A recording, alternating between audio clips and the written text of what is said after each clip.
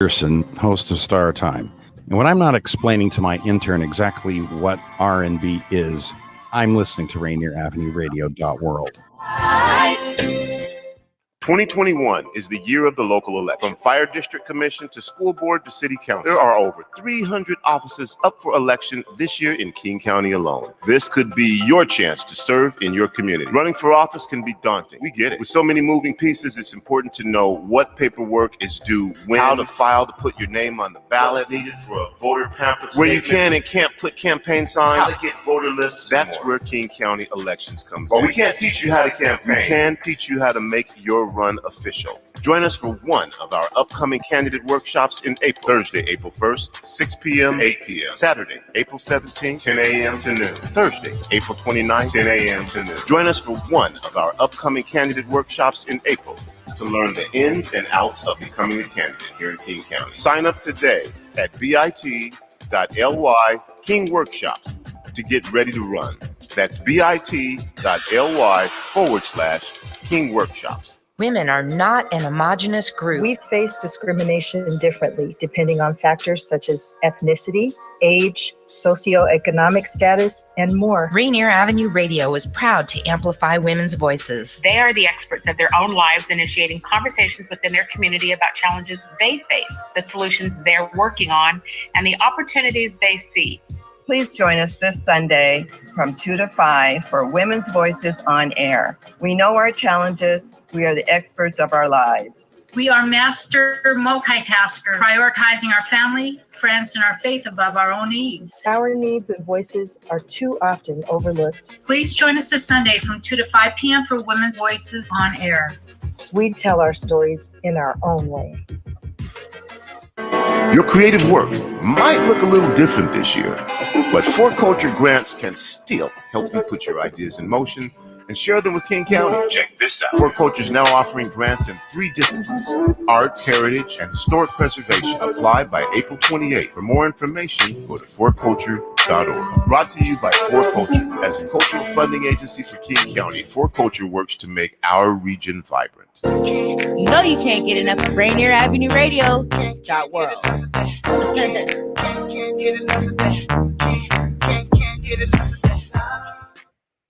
You're listening to Heartbeat Radio. I'm your host, Cindi Bright. Heartbeat Radio is a conversation aimed to take the pulse of corporate America. Opportunities for people of color, we're getting lost in the shuffle of change. I'm that provocateur of change. The hearts of corporate America are addressed. Access and opportunities will be accelerated for all people. Through Heartbeat Radio, you will gain a deeper understanding of what is necessary for change. Good evening, everybody. Welcome to Heartbeat Radio. I'm Cindi Bright. Thank you for joining tonight. We have an exciting show planned and an exciting, super exciting guest. Before I introduce my guest and my co-host, I want you to take a look at this.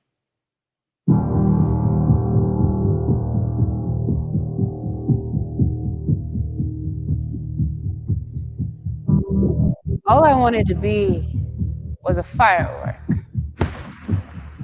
Brilliant, bright, glowing. Filling your night sky with dancing rainbow light gracefully twinkling in little eyes, but I guess this is how fire works in the hands of men. Once Stone Age Neanderthals who move with heavy hands, some things never change. Return to his palm, I pray. I've stopped working. Cannot be used to bring pain. Under the pressure of his violent desperation, there are flashbacks I tear. Gunpowder and bullets work fire into that child's chest until he is lifeless. Fireworks meant to leave you breathless, but not like this. I will never understand why we followed him that night, but we did. Against his flesh, I feel cold, comatose. His fingertips taste of blood and death and secrets they lie across my trigger. I pray he does not pull it again. I pray he is not triggered. He does not load, cock, or even carry me. He sets me down, leaves me idle. His hands stay far from the curve of my lips. I know too well how his fire works. You humans know nothing of accountability, claiming some Second Amendment while refusing your right to bear account for your own body's movement. I find you irresponsible. I wish you would not hold me. He says, you're just too easy to pull, and well, these guys always get away. It's not our fault. You're not dirty. We did the right thing. I'm not perverse. You were built to serve and to protect and to hunt. But that child did not look like an animal for trapping. He did not sound fierce or dangerous or even hungry. I knew it was wrong, but I could not flee his desperate grip. Relieved when they finally pried me from his sweaty palm, though by then it was too late. The damage already done. I tried to tell them the truth. I am the gun he used to murder Trayvon Martin. He is the man who cleaned me weekly, loaded, carried, stalked, and pulled me from his belt, lifted, pointed, cocked, fired into that child's chest, firearms, carried us off into the night, screaming. They didn't listen. They don't want to know the truth. So with everyone watching, they return me to him. I leave this courtroom, his new badge of honor, party favor, a conversational piece at dinner. He'll pull me off the mantle, lift me up once again and say, you want to see it? Show me off like a trophy. Well, I am no trophy. I am pistol whip and lash in the face of Black people time and time again, an instrument for humans, making game of death and vigilance, but this is no game. I don't like being played, made mockery and toy for war and slaughter humans. Why must you act so vicious, like monsters, bloodthirsty, making sport of each other with my flare? All I wanted to be was a firework. Yet my only light was short-lived and dark explosions in the chest of a boy, too many human children. In their eyes, I do not sparkle, I do not glow, cannot dance. I only fire and they never see me come. I wish I had not worked. In the hands of man is too much fire, too much ash in their bellies, too many bodies made targets. These firearms never felt so heavy.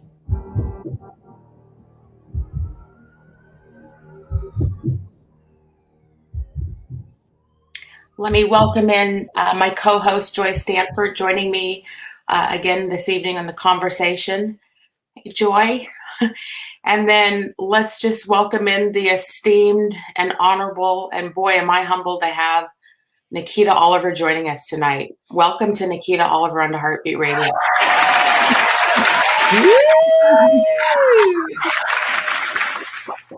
How are you this evening? I'm doing well. I'm really excited to share space with y'all. How are you doing? Good. I could Excited. could not resist showing that poem tonight, given what the state of this country right now, and I just had to do it. Oh my God. We are so, I don't even know I almost feel speechless at moments because Joy and I have talked. We are fans of you and have been for a long time. And it is our honor to give this space to you tonight to talk about who you are and what you want the community to know about you. I didn't want to jump right into politics. We wanted to talk about you, let the world see you, who you are. What is it you want to share or talk about with us this evening? You know, I really appreciate that because I think, first of all, I'm really honored to share space with y'all. There's something very powerful about getting to be with dynamic Black women that are writing their own story. And that's not something that like society has allowed a lot of space for. So thank you for sharing space with me. My name is Nikkita Oliver. I use they, them pronouns. I was born and raised in Indianapolis, Indiana, and to be quite frank, never could have imagined the life that I'm living right now. I spoke with my my mom's husband, the father who helped raise me. And recently, this past December, I lost my other father. And, just hearing him talk about how for our family, knowing that someone in our family is running for elected office, how proud they get, reminds me that for Black folks in the United States, so many of the things that we do for a lot of our families feel like the first time ever. And just like taking in how proud they are just that we're even taking the chance, But I moved to Seattle in 2004 to go to college, not really knowing what the future was going to be like. I knew that I needed to get out of Indianapolis, Indiana, and just took the risk knowing that honestly I could not afford Seattle Pacific University, and that I was going to have to take out a lot of loans. And in fact, after my freshman year, I nearly moved back to Indianapolis. But there was this incredible advisor named Joe Snell who just felt like I was such an addition to SPU that he helped raise scholarship dollars to make sure I could stay there. And I would honestly say that Seattle Pacific University was where I radicalized. I'm not sure people would really think of SPU as a place to radicalize, but at the time, it was only 4% students of color. And in most of our classes, you would be one of very few. And it was a very wealthy school. I don't come from a wealthy background. And like a lot of students, especially a lot of Black students in that space, I dealt with a lot of imposter syndrome, not feeling like that was a space that I belonged. But I did find home somewhere. I became a tutor at Graham Hill Elementary School in the Mekong Learning Center. And 2 days a week, I would get to hang out with young folks at Graham Hill Elementary School, doing homework, talking about life. And within a year, I was the assistant program director of that program. And that really launched me into being deeply rooted and invested in the Rainier Beach community, partnering with our young people to build environments, educational spaces that are not just simply culturally competent, but actually reflect who we are, and started to really take seriously this idea that those most impacted by a situation should get to inform the solutions. Because I learned when you're working with young people around learning, hearing what they're telling you is difficult and what would help them is essential to being able to get them to the next phase. And I have found that baseline lesson of partnering with young folks at Graham Hill Elementary School to really be something that deeply undergirds the organizing I'm a part of now. And I wouldn't say organizing came naturally. I got to work with a lot of spaces. Like I worked at Urban Impact for a number of years, the Union Gospel Mission, Seattle Urban Academy, like all of these spaces, really just engaging community, being a part of community, learning with and from community. And so that's really made the South End home. I love it. Wow. You inspire others. And I wanted you to know, I've been crushing on you for several years. So, when Cindi said, I got her, she's on, I was like, I am so happy. So it is incredible to share space with others who have ran for office. And I think both Cindi and I share your same feelings of people that we know. It doesn't even have to be family. Let me tell you, sometimes it's just your friends who are like, what? You ran for office? Like, what came over you? So I always think about, what was it? What was that thing that was like, stirred you to do this, if it was one thing or several things? That would be the question I would want to know from you. Or do you get that from your family of, you are out there in the streets, so that's my question for you tonight. Honestly, my family is not political. Neither was mine. Like sometimes my mom is like, I don't even know where you got this. We didn't have political conversations at home. We didn't even really talk baseline about voting. I mean, I don't think that's because I think my family cared about it, but I think ultimately, in a place like Indianapolis, Indiana, you don't necessarily always feel like you actually have any power. And so, and my family is like very religious. It's the Midwest. We went to church, and a lot of what I was taught about politics was based in growing up very Christian. And there's nothing wrong with that. Like I take the things that I learned in the church. There are stories that I learned there, that I think still very much inform my values and my principles, even though I'm not in that same space anymore. But really what moved me to run in 2017 was young people. I remember in 2016, we had gone to Standing Rock for a little over a week. I had just become a lawyer in 2015, got my license towards the end of that time period. And it's not uncommon for lawyers, especially during a time of uprising, to participate with the National Lawyers Guild as legal observers. And people would go out to Standing Rock, lawyers would, to observe, take note of things that were happening, especially if water protectors were to have protest case later. So to be able to provide evidence in court or ways to support those cases. And so we drove all the way out to Standing Rock. It was a 33-hour drive. Wow. And we were there for about a week. It was incredible to get to sit with Native elders and learn stories and really develop a deep respect for the earth, for Mother Earth and the planet that we live on. Just really starting to think about how we as humans are a part of a whole creation, and we need to be doing things differently. If seeing the sky blacked out in 2020 didn't make folks think that in Seattle, like, we're approaching a climate catastrophe. And we drove back from Rock. We drove back on, that after being there for about a week, there was a devastating car accident and a friend of ours was killed.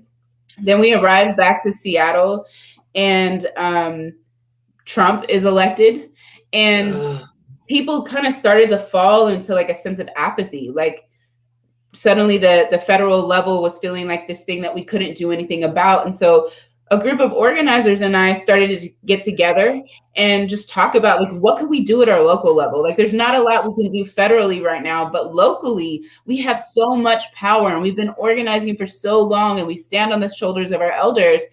And we came up with this wild idea. What if we ran a whole slate of people for office on platforms that actually address the root causes of things? Mm-hmm. And, Auntie Angela Davis says that radical means to get to the root. So, running on radical platforms that really address root causes. And we started to quickly realize, as folks who had never ran for office, and honestly, most of us didn't know anyone who had ran for office, that election law is pretty complex. Yes, it is. Fundraising is pretty complex. And so we started to narrow it down. What if we just ran one person for one office, one person for an executive office? And I was perfectly happy being the note taker, facilitator, setting up meetings, bringing in experts to teach us about election law. But my name kept coming up as someone that people wanted to ask to run. And it terrified me. And it still terrifies me, to be honest, because I'm not sure I fully believe in electoral politics. It's that question of like, can you be a part of the system and still be a part of transformation? But does that mean we shouldn't try? Like, we should still try, right? And so it was a young person who approached me after a poetry class and basically said, hey, Nikkita, I heard maybe you might run for office. And I was like, who told you that?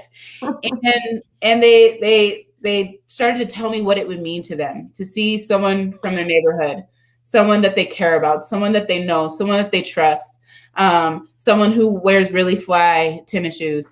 They would be excited to see someone like that run for office.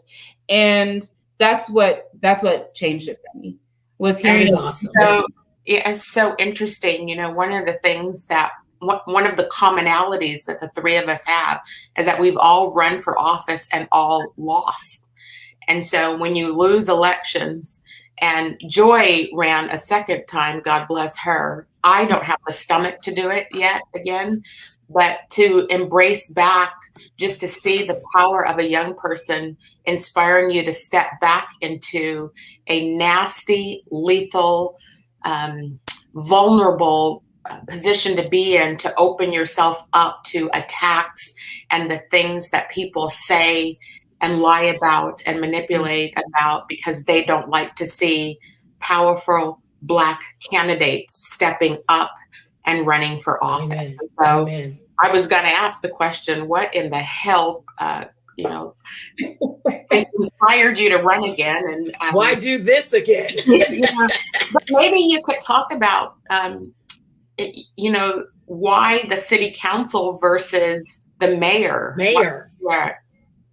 Yeah. Just so you know, I was going for mayor for you. I was like, oh no, she's running for mayor. And I don't even live in Seattle. I'm across the water from you. And people are like, they are not running for mayor, Joy. And I'm like, they are. I am positive. She's not going for city council. No way.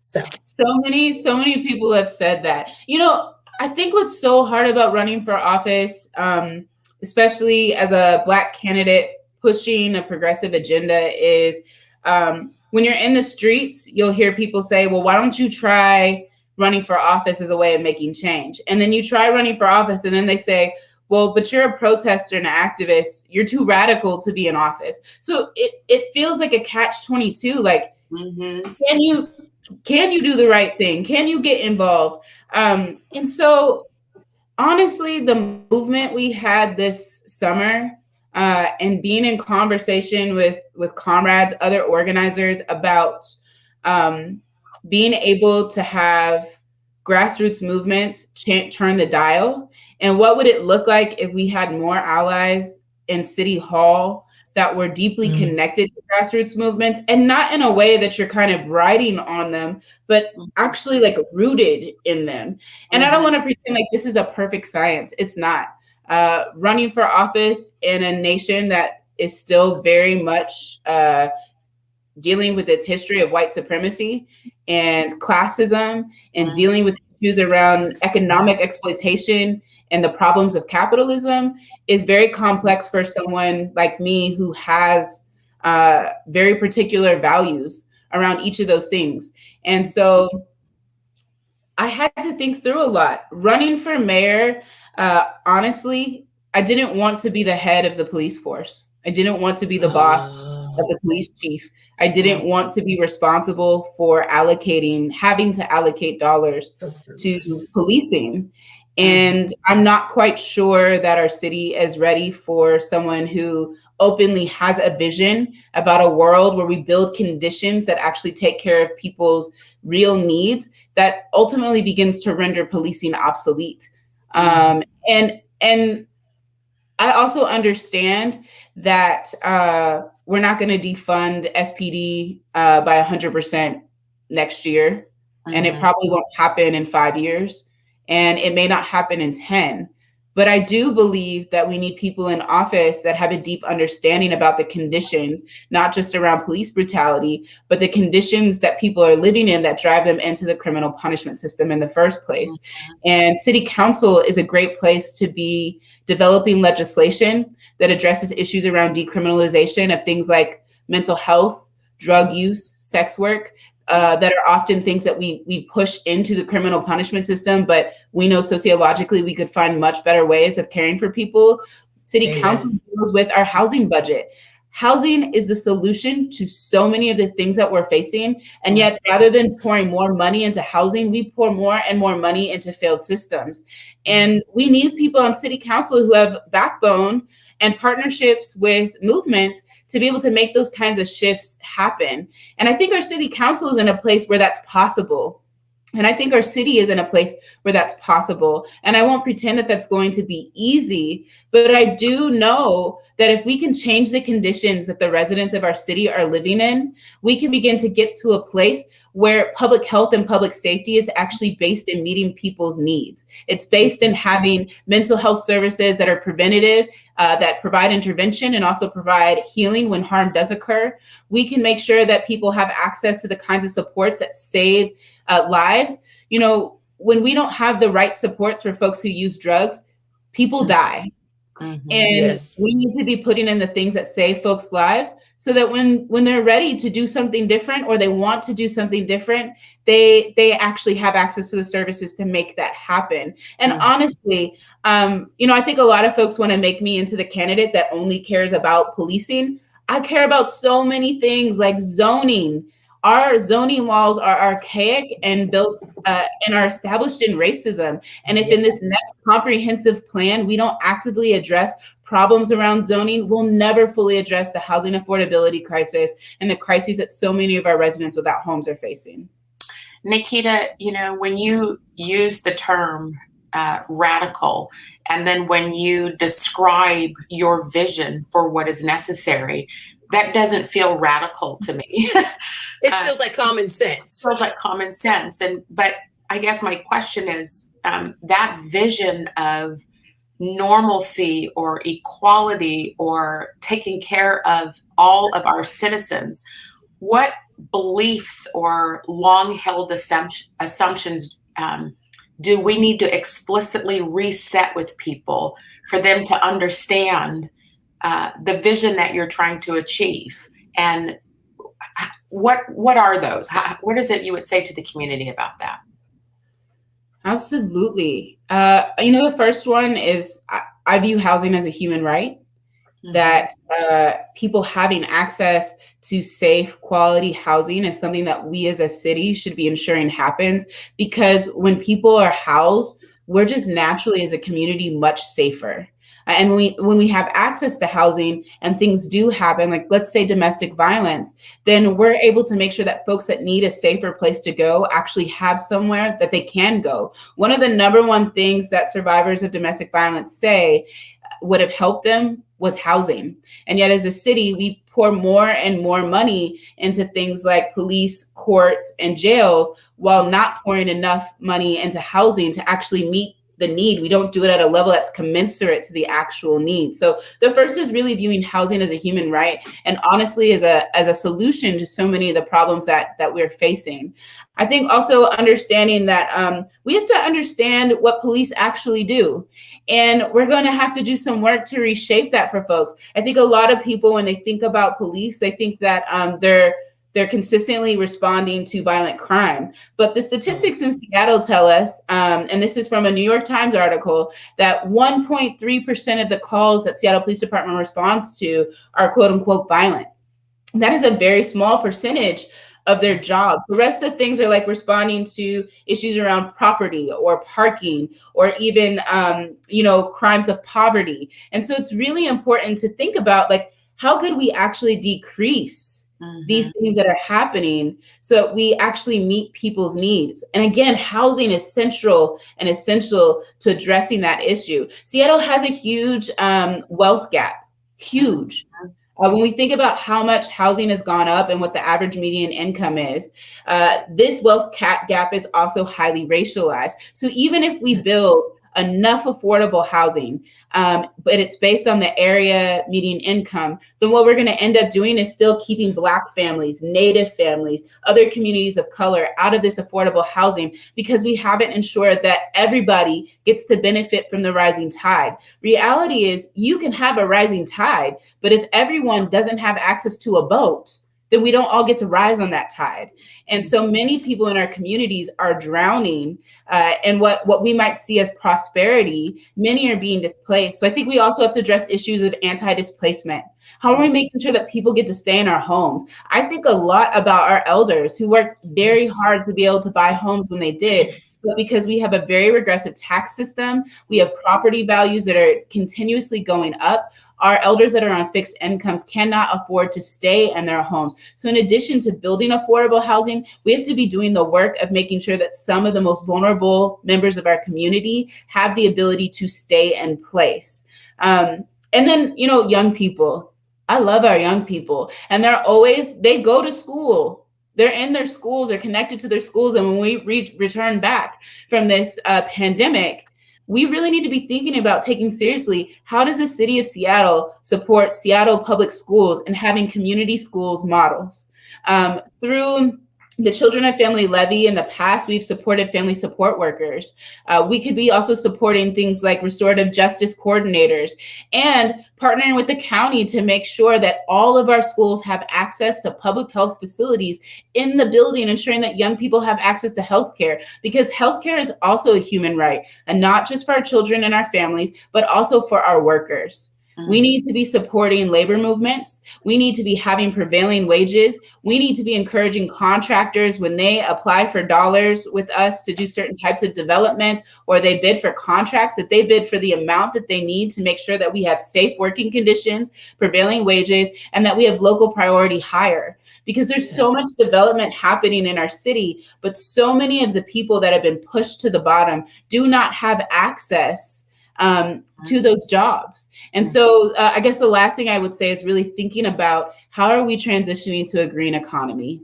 And we have to do that in a way that is a just transition. Jumpstart is going to allow us to help to retrofit many of the homes that people are living in, but we have to make sure that our pipe fitters and our building trades folks get into those lines of work in a just way, have the training they need, and we have effective apprenticeship programs. Yeah, that's awesome. Nikkita. Yeah, that's pretty awesome. Nikkita, we're going to take a quick break. When we come back, I want to pick up with where your vision is and reconcile it with my word will be the chaos of Seattle City Council and the business community, and how you see reconcile. Seattle City Council, we were just having a great conversation about their vision for our future and their ideas about solving some of these problems. And before break, Nikkita, I mentioned that I guess the question is, there is so much upheaval in the city of Seattle from the business community that believes that the radicalness of which I have just commented before break, it doesn't seem radical to me to want to take care of people, the citizens.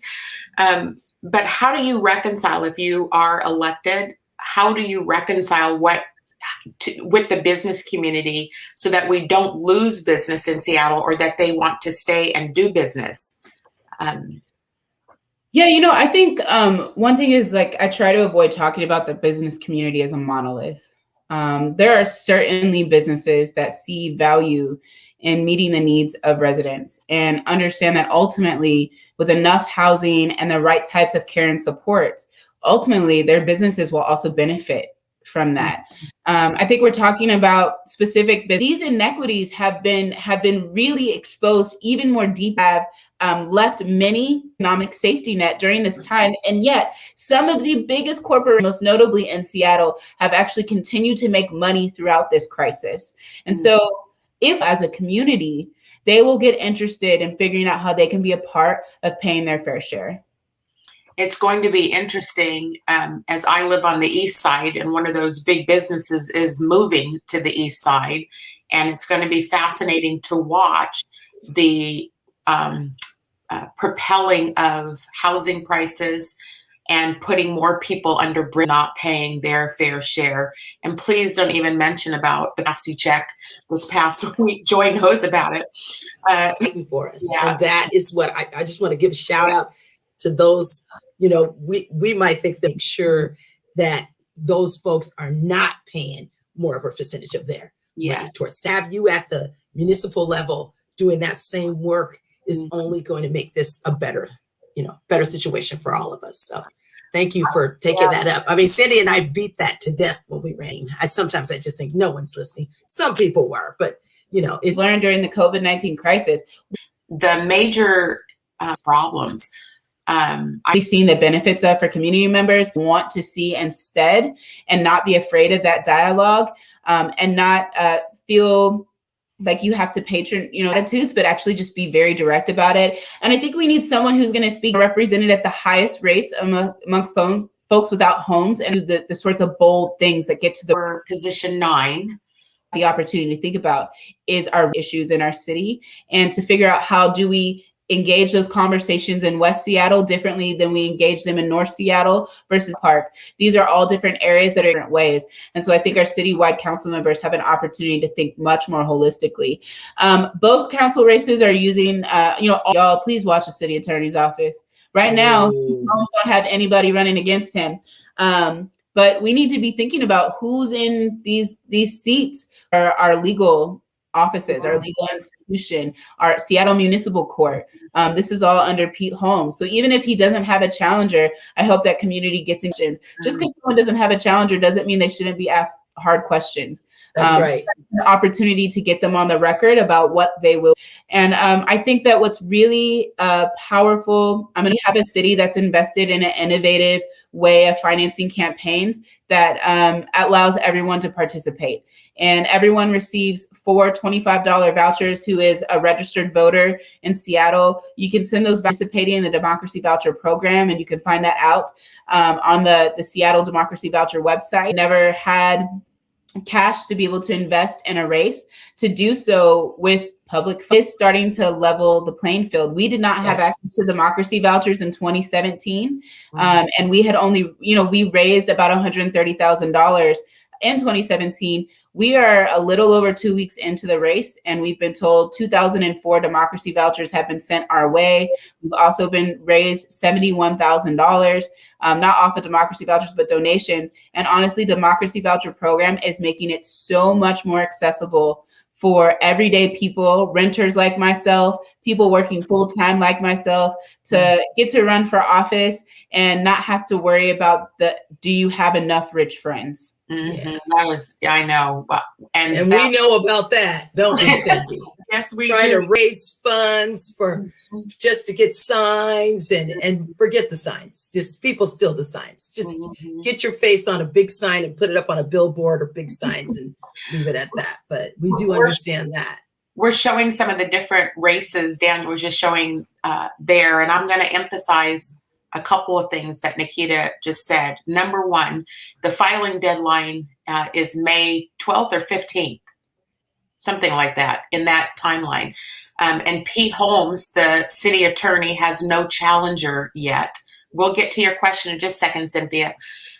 No challenger yet. And so we got to find a challenger for that. Where's my Emerge sisters? None of my Emerge sisters are running for that seat. The city attorney we got to get behind. So note to the public. Daniel, can you post what that question was that somebody just asked? What if I lost my vouchers? Can we ask for them to be resent? Is that a yes or no, Nikkita? Yeah, you can go to the Democracy Voucher website, and there is a space to get new vouchers. You can also go online and they'll send you a code, I believe, to your email that then allows you to submit your vouchers online. So there is a process. If you couldn't find your vouchers or you lost them, or maybe they didn't make it to you, request replacement democracy vouchers. And then you can also, for folks who do have them, you can submit them online. If you choose to mail them in, there's a really key thing here. Make sure that you write the candidate's name correctly, and be sure that your signature on the vouchers matches your signature with King County elections. They're very strict about matching that up. That's something to also remember with your ballot. A lot of people's ballots, they may not think about their signature on their ballot, but that's one way for your vote not to count if it doesn't match your ballot with King County elections. Yeah. Cynthia is saying thank you for that. Thank you. Yeah. I knew this was going to be the fastest hour of the day. No!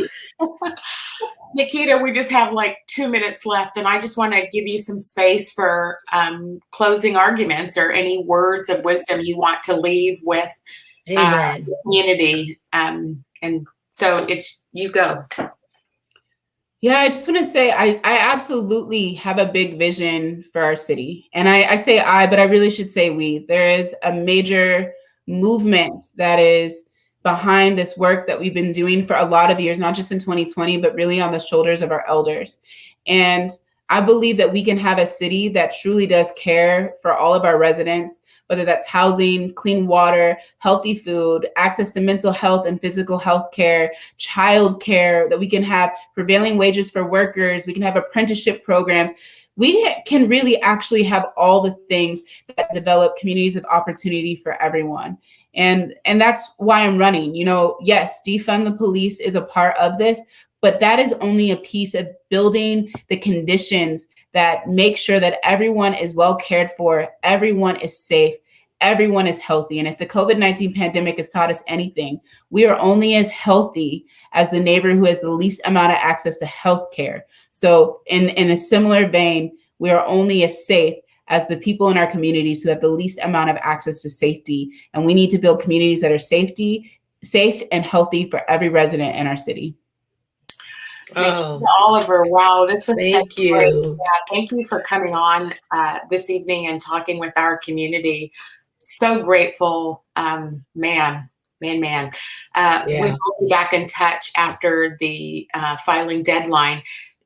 Yes, Nikkita is truly inspiring. So that's why we wanted her on here so people can see from this. all the way from my friend Crystal in Lakewood. It's awesome. You are our person. Thank you, Nikkita. Yes.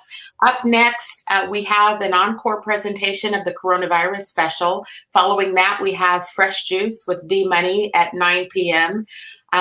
Thank you all for joining us and watching the show this evening. We will have Colleen Echohawk on with us next week to talk. She is a candidate for the mayor of Seattle, so we'll look forward to having a discussion with her. Blessings to the listeners. Thank you, Nikkita. Thank you, Joy. No worries. Thank you, Nikkita. Thank you. Much love, sweetie. Assuming I'm rooting for everybody that's black. Yeah. Yeah. Assuming I'm rooting for everybody that's black. Yo.